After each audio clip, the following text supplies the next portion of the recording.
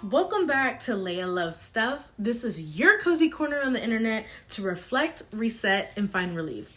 And today, this video is a reflection video talking about why it is so hard to find the time to make time. Why? As you all know, I am 24 and I have recently started a new job. So that is about balancing work life, home life, and time for me. As you know, a lot of people say time is money, time is important, but time is actually that currency that I feel all of us have, but some of us don't know how to use wisely. I need the right tools, okay? So here are a couple tools that I had that helped me with time. Definitely having a system that works when it comes to calendar stuff and to-do lists and all of that. It's important because sometimes I have found myself wanting to make my Google Sheet and make it look pretty because I know that I'm going to pay attention to it when I'm doing it and I'm in the motions. But a tough reality was that it was not for me. It was literally not for me to log in all my time into a Google Sheet because it was not accessible on my phone. It was important for me to go over to something like Notion, which allows me to structure my time and structure other things in my life. And I can also have the app version on my phone.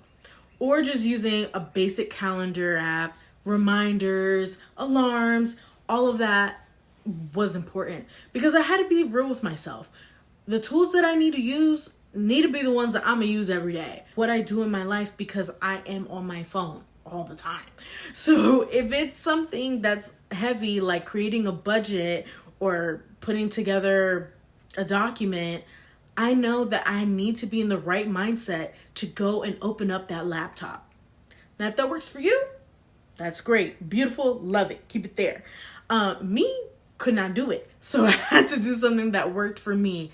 And that is apps that work as a widget, apps that are easily accessible, easily editable.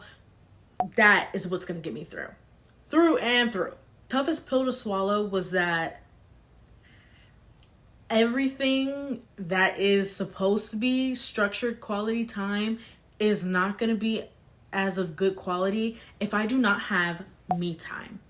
I feel as someone that is a recovering people pleaser, an empath, I realized that I would put others first before me. And it came down to every single decision, even if it was things as basic as what I wanted to do for myself. It was always, well, what would the other person think? What would they do? What would they say? How would this make them feel? And all of those are good principles. It is good to be considerate of others, but it's not a determinant of what we do. We just consider. Okay? Considering the other person does not determine what you do for yourself. And that's just it. And I was just taking it a little too far. And part of it was carving out parts of my life, parts of my time for others when I knew that I was not 100% okay.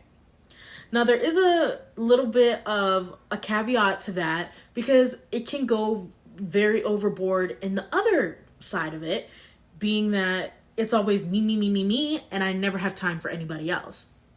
And that's definitely not the case. So it was important that I realized where I am in my life right now and what I am capable of doing.